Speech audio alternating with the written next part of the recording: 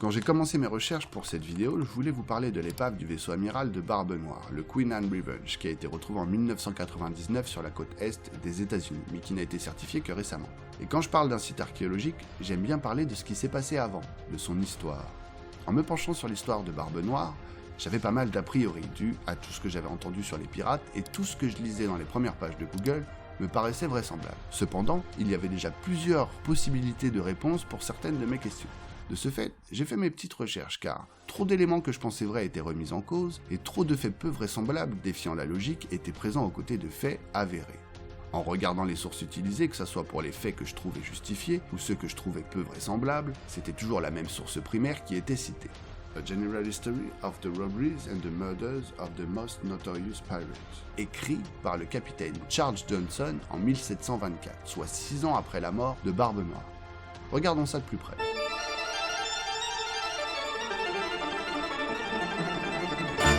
Pour ceux ne voulant pas regarder tous les détails de cette folle recherche, je mets le timecode de la conclusion complète que je fais en fin de vidéo.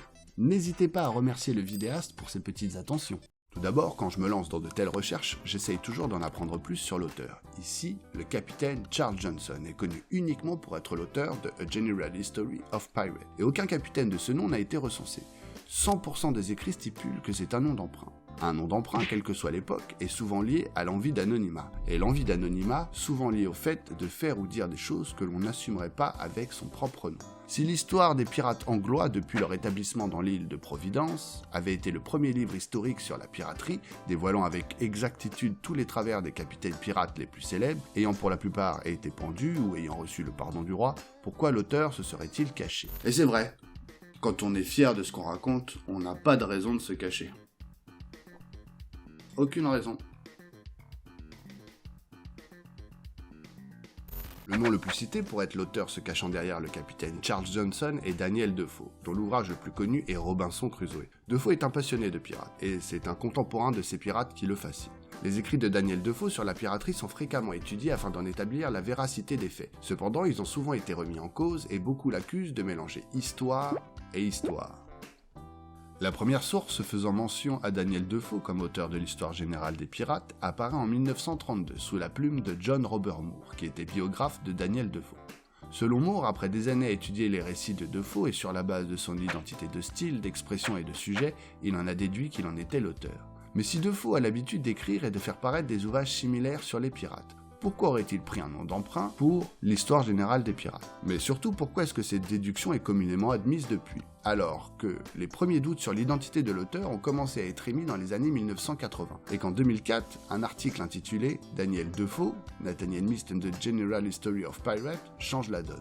L'historien Arne Bialuchowski, que je vais appeler AB pour éviter d'écorcher son nom à tous les coups, donc AB fait la lumière sur les relations qu'il y avait entre Daniel Defoe et Nathaniel Mist, puis entre l'histoire générale des pirates et Mist. Il y a énormément de preuves contextuelles dans l'article. Ici, nous allons nous contenter des preuves factuelles, qui sont à mon sens suffisantes pour définir qui était l'auteur de l'histoire générale des pirates.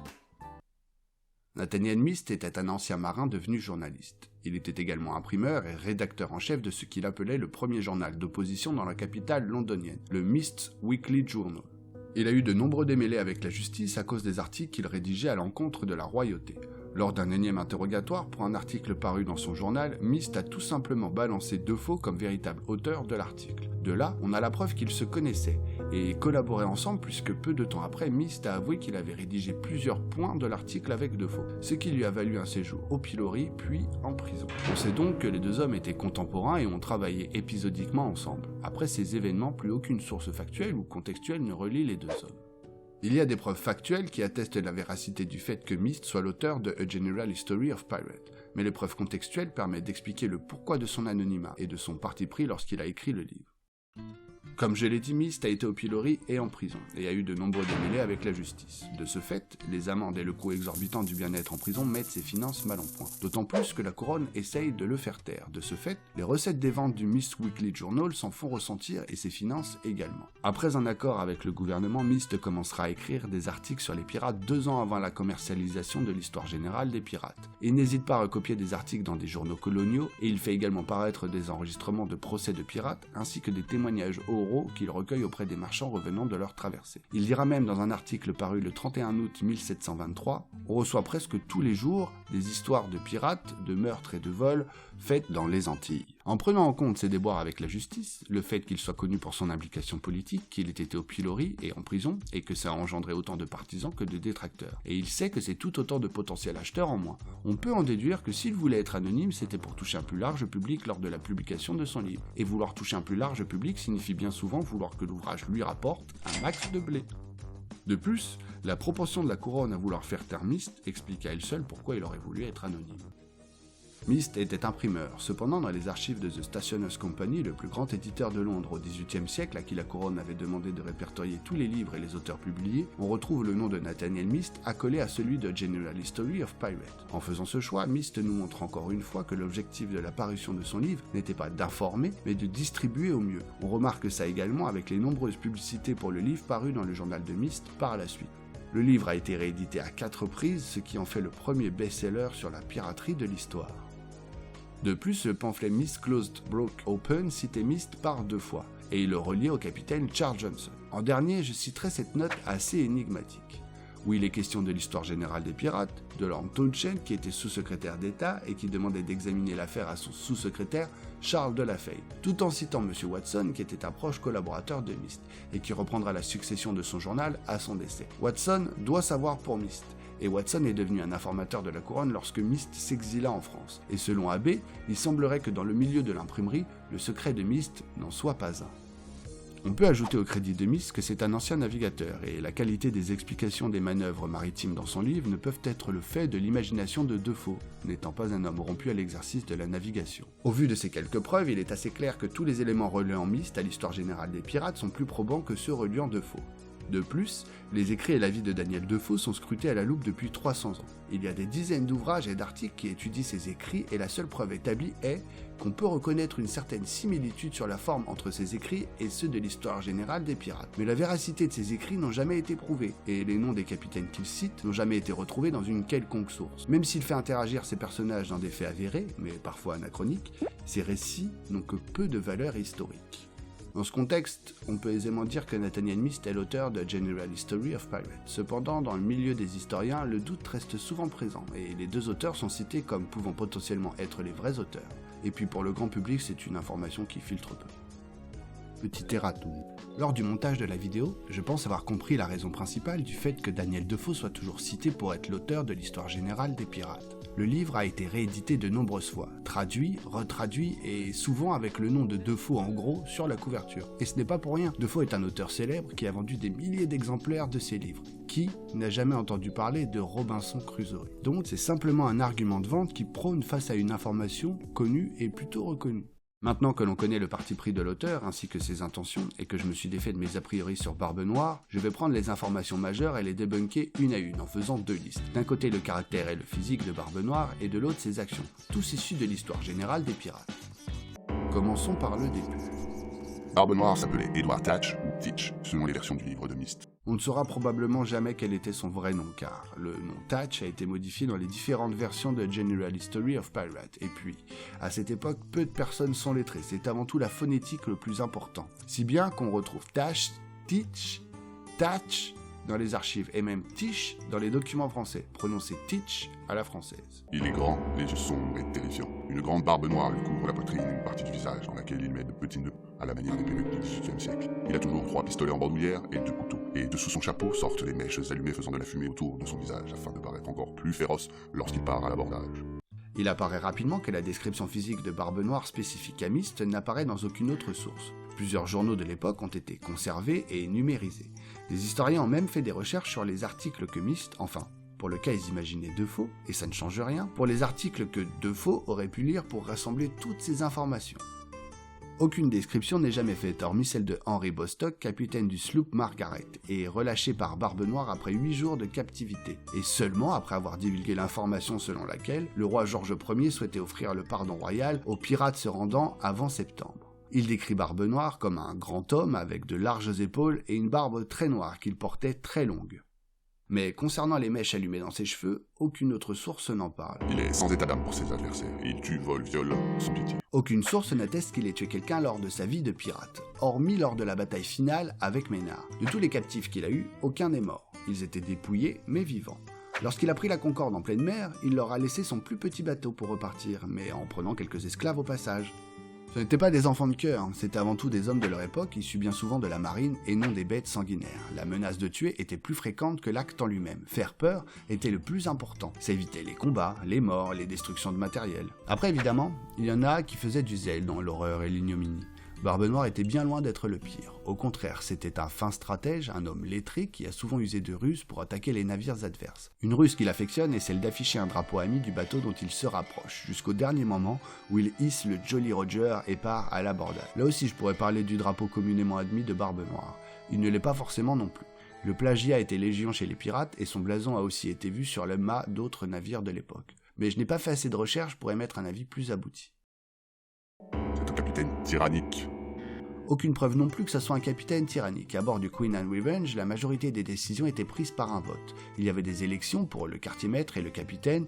Oui, une certaine idée de la démocratie régnait à bord du Queen Anne Revenge. Le capitaine partage tout avec ses pirates, que ce soit la nourriture, les lits, le trésor. Et ce n'est pas fait de manière utopique, mais plutôt dans le but de vouloir se rebeller face au système en cours dans la marine anglaise, dont sont issus beaucoup d'entre eux, où les leaders ont tous les privilèges.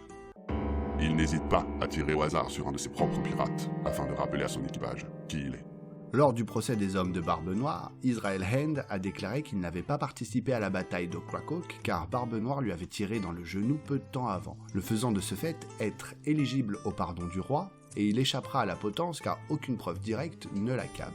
Selon les sources, oui, Barbe Noire a tiré sur un de ses marins, mais la raison est très probablement tout autre que le hasard dénoncé par Mist car mentionné nulle part. Il a eu 14 femmes, dont la dernière avait 16 ans, qu'il prostituait volontiers à des amis plutôt brutaux. Jamais il n'est fait mention de ce genre de pratique par Barbe Noire dans aucune source. Cependant, il est bien fait mention d'une jeune femme de Bath qu'il aurait rencontrée lors des derniers mois de sa vie. Son corps décapité a fait 5 fois le tour du bateau. Il avait une vingtaine de blessures sur le corps lorsqu'il est mort. C'est ce genre de détails qui m'ont fait me poser des questions dès le départ. Faut vraiment que je vous explique ? Ok. Des études scientifiques ont été faites sur des rats à défaut d'humains voulant être décapités, et ils ont parfois réussi à distinguer une forme d'activité cérébrale pendant 17 secondes après la décapitation. Le corps, lui, ne bougeait pas, hormis quelques soubresauts pouvant parfois engendrer quelques pas. Tiens, on doit bien avoir des stats quelque part en France, nous, avec tous les guillotinés de notre histoire, car le dernier en date tout de même de 1977. C'est pas si vieux. Pas de stats, mais des témoignages oraux. Les yeux qui bougent, parfois qui regardent fixement le bourreau. Il est question d'une histoire où un guillotiné aurait maudit son bourreau après la décapitation. Mais rien sur le corps, hormis là aussi quelques soubresauts pouvant engendrer quelques pas. Bon, tout ça, c'est du bullshit. Je trépasse si je faiblis.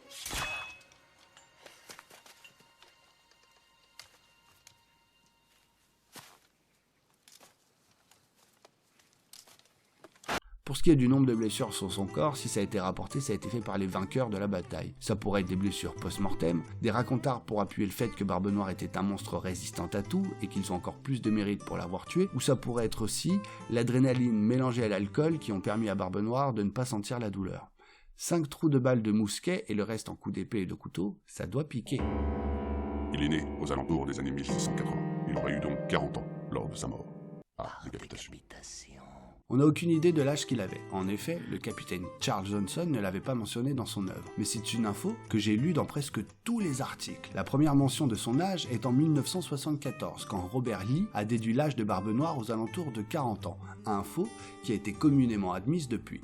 Lee explique dans son livre qu'il a déduit l'âge de Barbe Noire d'après la description de témoins oculaires de l'époque. Et effectivement, il est possible d'en trouver. Cependant, à la fin de son livre, il source sa description de dessins ou de gravures trouvés dans un livre publié peu après la mort de Barbe Noire en 1724. Le fameux Une histoire générale des vols et des meurtres des pirates les plus notoires, première édition. Peu après, Lee admet également que les peintres ou les graveurs qui ont créé ces représentations n'ont probablement jamais vu Barbe Noire.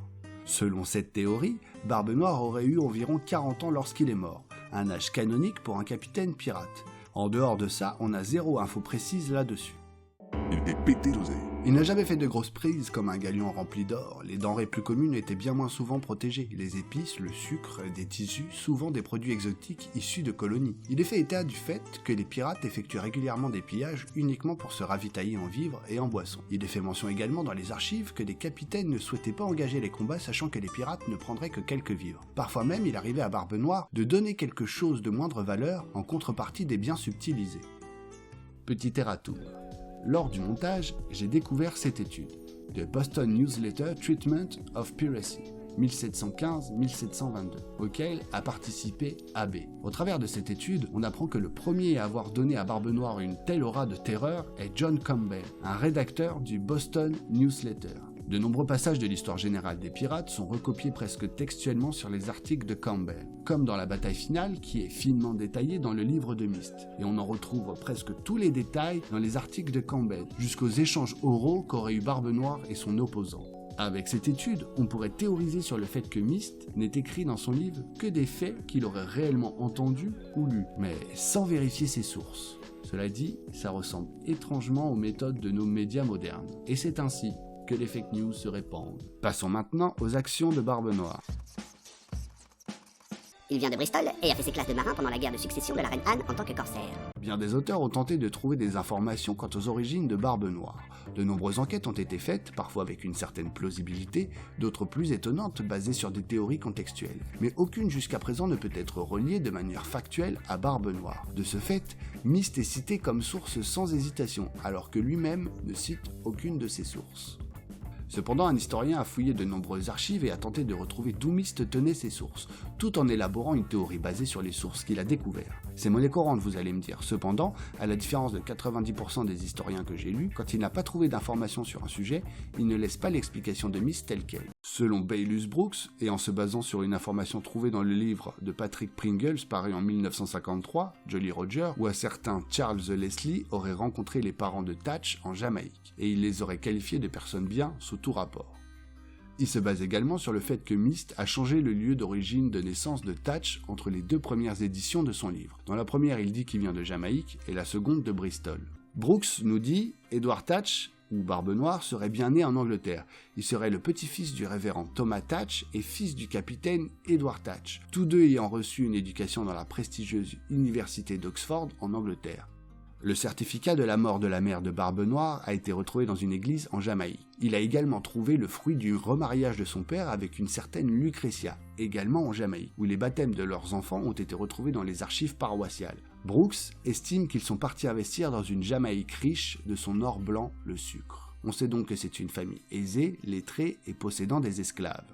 Il a découvert un Edward Thatch Jr., le potentiel futur Barbe Noire qui était reparti en Angleterre à bord d'un navire marchand de la Barbade. Le 12 avril 1706, le jeune homme a rejoint un équipage de la marine sur l'île de Wright. Mais la preuve qui permet de relier le capitaine Edward Thatch à Edward Thatch Jr., parti s'engager, et à Lucretia, sa belle-mère, restée en Jamaïque, est un vieux parchemin de 1706 trouvé par Brooks dans des archives paroissiales. Elle est écrite par Edward Thatch Jr. à bord d'un vaisseau de la Royal Navy alors qu'il était ancré en Jamaïque. Et par cet acte, Thatch remet la succession de son défunt père à sa belle-mère Lucretia, afin qu'elle prenne soin de ses frères et sœurs.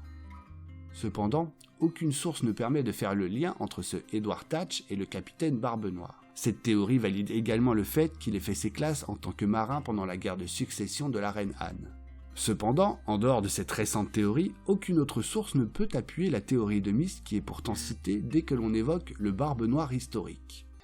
Il est devenu pirate sous le commandement de Benjamin Hornigold. Bon là je dois bien avouer que 99% de ce que j'ai lu atteste que Hornigold a été le mentor de Barbe Noire. Mais je ne trouve pas de source fiable autre que l'histoire générale des pirates comme explication. Ils ont vogué ensemble, ils ont pillé ensemble, ils ont traîné ensemble si vous voulez, mais rien ne dit clairement qu'il était son mentor.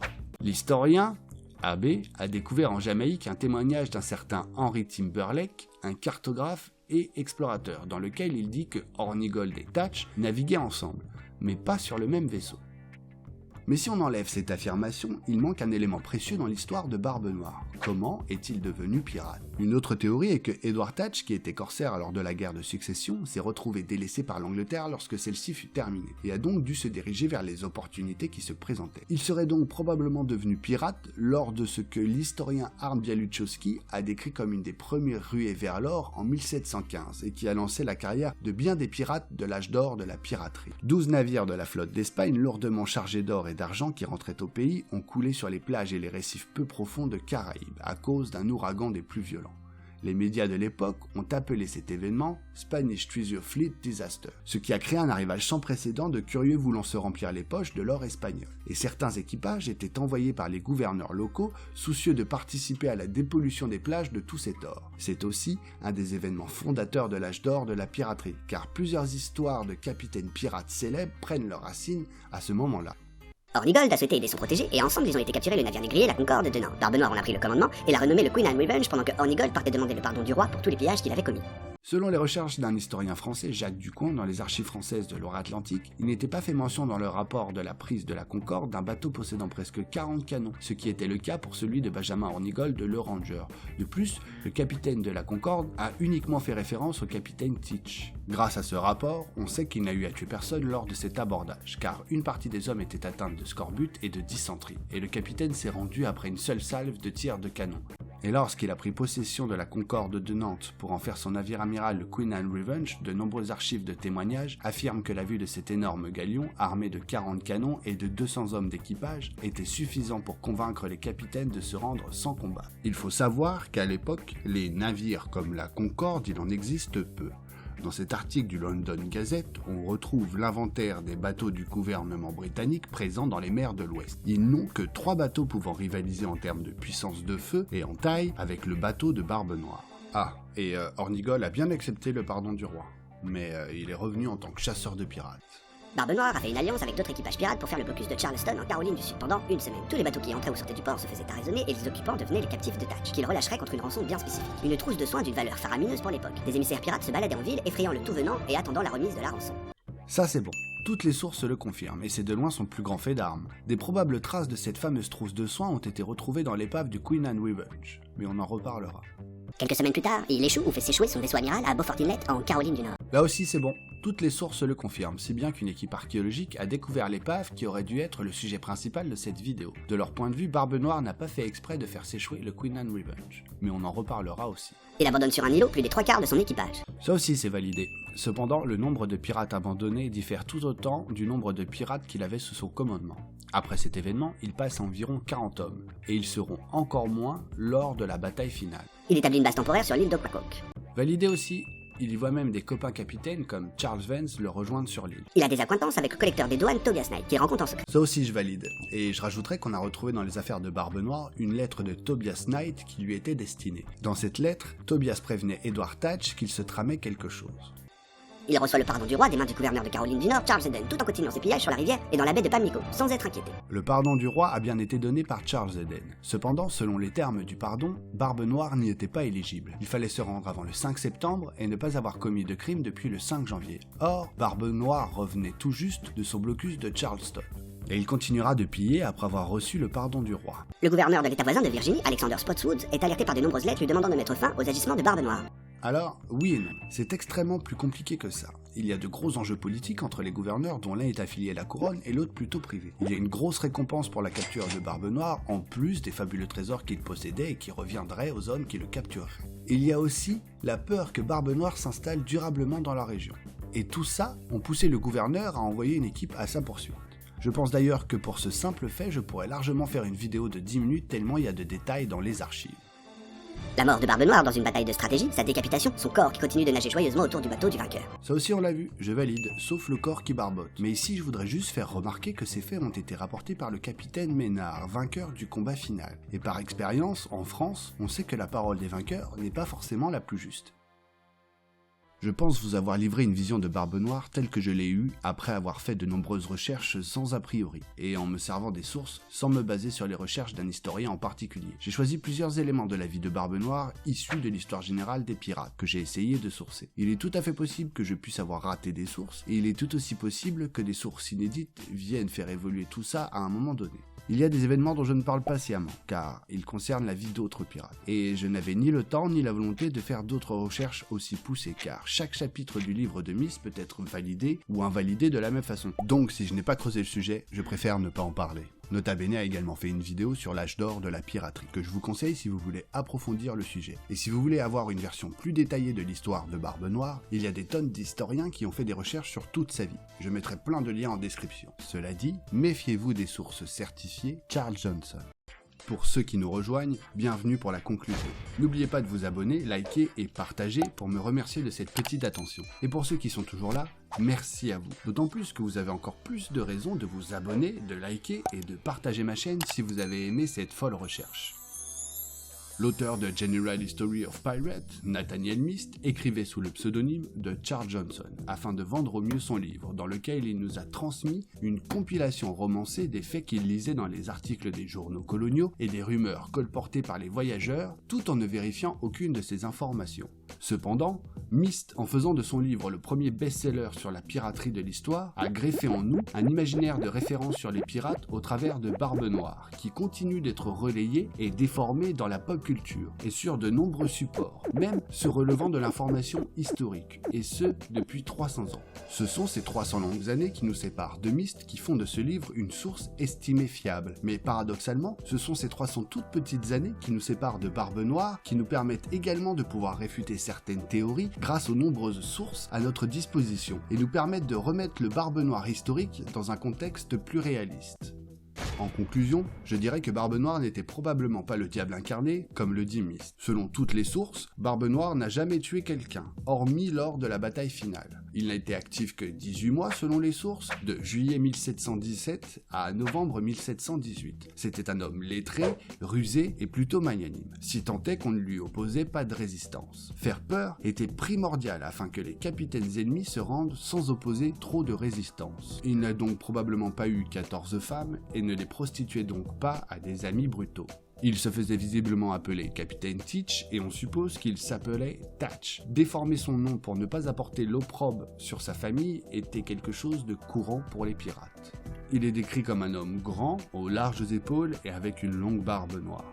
Si on ne prend pas en compte la théorie de Baylus Brooks, on ne sait pas où il est né, ni comment il a appris la navigation. Mais en la prenant en compte, on estime qu'il serait né en Angleterre et serait parti en Jamaïque dans sa jeunesse. Et il serait revenu en Angleterre pour faire ses classes de marin sur le HMS Windsor. Cette théorie valide en partie celle de Myst. Cependant, rien ne permet de relier actuellement Barbe Noire à ce Edward Tatch, ce qui de fait ne nous permet pas de valider les infos de Myst. Donc, on ne sait pas où il est né ni comment il est devenu marin. On sait qu'il n'est pas devenu pirate sous le commandement de Benjamin Hornigold. En tout cas, aucune source ne peut appuyer cette affirmation de Myst. Mais une théorie moins coûteuse et plus en adéquation avec ce que l'on sait nous dit qu'il serait plus probablement devenu pirate pendant l'une des premières ruées vers l'or en 1715, après que la cargaison d'or et d'argent de la flotte espagnole coulée par un ouragan ne se soit répandue sur les plages des Caraïbes. Hornigold ne l'a donc pas non plus aidé à prendre la Concorde, qui deviendra son vaisseau amiral, le Queen Anne Revenge. Il s'est débrouillé tout seul, mais le capitaine s'est rendu car une partie de son équipage était décimée ou amoindrie par le scorbut. Il a fait le blocus de Charleston avec l'aide d'autres capitaines pirates pendant une semaine pour récupérer une trousse de soins extrêmement précieuse à l'époque. C'est de loin son plus grand fait d'armes. Il n'a pas fait de grosses prises comme un galion rempli d'or et d'argent, mais il a multiplié les petites prises de produits issus des colonies, bien moins protégés et plus simples à écouler. Il n'avait pas de trésor enterré à notre connaissance. Les pirates ne faisaient pas de vieux os. Enterrer son or pour en profiter une fois la vie de larcin terminée n'était pas des plus judicieux. On ne sait pas avec certitude si le fait d'avoir échoué son vaisseau amiral sur un banc de sable était une volonté ou une erreur. L'équipe archéologique qui travaille sur l'épave estime que c'était une erreur, mais pour les historiens, en général c'est une volonté afin de se débarrasser d'une partie de son équipage pour profiter plus allègrement de son butin moins dispersé. Après cet événement, on sait qu'il a abandonné une partie de son équipage sur un îlot avant de rejoindre sa base temporaire sur l'île d'Ocracoke en Caroline du Nord. où il a reçu le pardon du roi des mains du gouverneur Charles Eden, alors qu'il n'y était pas éligible, et il a continué ses pillages dans la région de Bath. Cette impunité était peut-être due à ses accointances avec Tobias Knight, un membre important du gouvernement de Caroline du Nord. Et il est mort dans une bataille contre l'équipage du capitaine Robert Ménard. Pensant avoir l'avantage après une salve de tirs de canon bien placée, il est parti à l'abordage, mais le stratagème de Ménard a eu raison de lui. Mais que serait advenu de sa légende si la prolongation du pardon du roi était arrivée 2 semaines avant ? Car le roi Georges Ier avait réédité sa proclamation aux Antilles en décembre 1718, celle-ci prolongeant le délai de remise au 1er juillet 1719, pensant que certains pirates n'avaient pas eu suffisamment de temps pour se rendre avant le mois de septembre 1718, ce qui était le cas de Barbe Noire. Il aurait été cette fois bien éligible au pardon royal, mais ne serait peut-être pas mort de cette façon, et ne serait peut-être pas devenu le capitaine de la légende sous la plume de Nathaniel Mist, a.k.a. Charles Johnson, ou plutôt celle de John Campbell, rédacteur du Boston Newsletter, sur lequel Mist a recopié un paquet d'articles. Si vous êtes encore et toujours là, merci. Je ne vous cache pas que j'ai galéré comme un fou sur cet épisode, que j'ai mis plus d'1 mois et demi à créer, et ce, pour plusieurs raisons. J'ai redécouvert mon esprit critique au travers de la zététique. Puis, j'ai dû essayer d'absorber le maximum d'informations, car je me rendais bien compte que quand j'utilisais les outils d'analyse fournis par la zététique, je ne voyais plus du tout ma recherche sous le même angle. Pire, j'allais vous transmettre des informations probablement fausses, sous couvert d'une certaine cohérence contextuelle. J'ai donc réécrit mon script de plus de 10 pages et plusieurs fois, et j'ai été chercher les sources aux sources. Et c'est là où j'ai galéré. J'ai fait ma recherche en 2 étapes. Une fois que j'avais établi mon script, après avoir cherché des informations et les avoir sourcées, sans me baser sur le travail d'un seul historien précis, je me suis dit qu'il serait amusant et instructif de faire l'inverse. Je n'ai donc pas sauvegardé mes sources, et lorsque j'ai fait mon montage, j'ai été fouillé pour retrouver les sources primaires en rapport avec ce que j'avançais. Et comme je n'avais pas accès à toutes les bases de données de sources par manque de financement, j'ai dû établir une sorte de protocole de vérification en faisant des comparaisons sur des sources citées dans des dizaines de livres sur Barbe Noire, et recommencer le processus pour le contenu de la source. Et je crois que cette sorte de protocole me permet de vous livrer une vision plutôt juste des informations connues à propos de Barbe Noire. Pour la réussite de cette vidéo, telle que vous la voyez, mon moi d'il y a 1 mois a drastiquement évolué. Je dois cette évolution en grande partie à Christophe Michel de la chaîne Hygiène Mentale, que je vous conseille fortement. Pour ses formidables vidéos, pour ses conseils et sa disponibilité bienveillante, pour son blog qui fourmille de liens pour développer son esprit critique, notamment ses fascinants cours de Richard Monvoisin sur la zététique et l'autodéfense intellectuelle. Là aussi, je vous mettrai plein de liens en description. Je vais essayer de faire une vidéo où je décortiquerai la façon dont mon script a évolué en même temps que l'évolution des moyens que je mettais en œuvre pour créer mon contenu, grâce en partie aux outils analytiques de la zététique.